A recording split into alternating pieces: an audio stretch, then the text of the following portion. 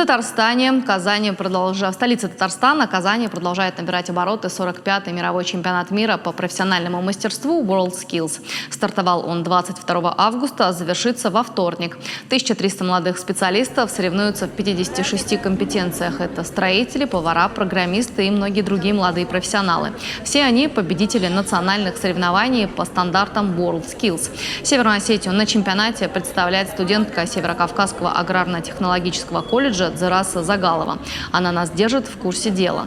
На интерактивной площадке она проводит мастер-классы по выпечке остинских пирогов. Надеется, что участие в таком масштабном мероприятии позволит презентовать национальное блюдо всему миру. И, судя по всему, это у остинской делегации получается. Сегодня к ним присоединился молодой повар Роланда из Намибии. Он попытался освоить секреты выпечки.